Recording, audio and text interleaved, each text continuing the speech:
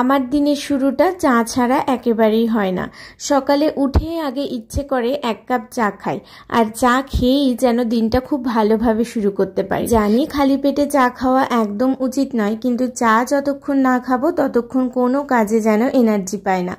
আর এক কাপ চা পেটে পড়লেই তখন সমস্ত কাজগুলো আস্তে ধীরে করে ফেলতে পারি। সারা দিনে নানান রকম কাজ থাকে, তার সাথে সাথে এই যে আমার গপু, তাকেও যত্ন করতে হয়, তাকেও সেবা দিতে হয়।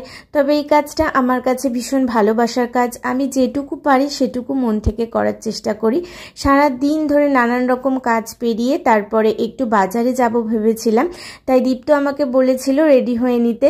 তো রেডি হয়ে আমি ওর জন্য ওয়েট করছিলাম, এদিকে ও আসছিল না, তাই জন্য একটু বোরই হচ্ছিল। আমাকে রেডি হতে বলে ও নিজেই যেহেতু দেরি করেছে, তাই আসার সময় আমার মন ভোলানোর জন্য একটা আইসক্রিম এনেছিল। তবে সকালের মতো সন্ধ্যাতেও আমার একদম চা ছাড়া চলে না, তাই একটু চা খেয়ে নিলাম। আর দেখতে পাচ্ছ দীপ্ত আসা মাত্র খাটের কি অবস্থা করেছে।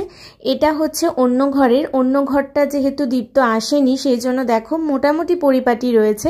আর ওই ঘরে যেহেতু ও অফিস থেকে এসেই ঢুকেছে, তো ওই ঘরটা সাথে সাথেই অগোছালো করে দিয়েছে। পাবে না ওই খাটে, জামা কাপড় থেকে শুরু করে মোবাইল, পার্স, এমনকি ছাতা পর্যন্ত পাওয়া যায়।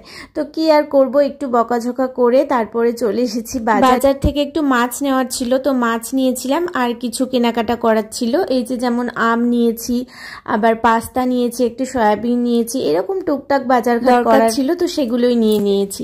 বাড়ি এসে আর কি করব, টায়ার্ড হয়ে গিয়েছিলাম প্রচন্ড, সেই জন্য আর সেরকম তরকারিপাতি করিনি, শুধুমাত্র একটু পাঁপড় ভেজে নিয়েছিলাম আর একটা ডিম ভাজছিলাম, সঙ্গে ডাল ছিল। তো ডিম ভাজতে গিয়ে একটা ট্র্যাজেডি হয়ে গিয়েছে। দেখো আমি এদিকে কড়াইতে তেল গরম করে ডিম দিয়ে দিয়েছি, এদিকে ওটা হচ্ছেই না অনেকক্ষণ ধরে। আমি তো বুঝতে পারিনি যে গ্যাস শেষ হয়ে গিয়েছে। প্রথমে তো আমি ভেবেছিলাম তেলটা একটু কম গরম হয়েছে বলে এরকম হচ্ছে, আস্তে আস্তে যখন গরম হয়ে যাবে, তাপ হবে, তখন ঠিক হয়ে যাবে। কিন্তু তারপর দেখলাম গ্যাসই শেষ। সেই রাতের বেলায় আর গ্যাস কোথায় পাবো, সেই জন্য ওই রকম ভাবেই খেতে হয়েছে। সারাদিনের দৌড়াদৌড়ি পর মাথাটা ভীষণ ধরেছিল, সেই জন্য মাথায় তেল দিতে বসে গিয়েছি। তো এবার ঘুমানোর পালা, তাই সকলকে গুড নাইট।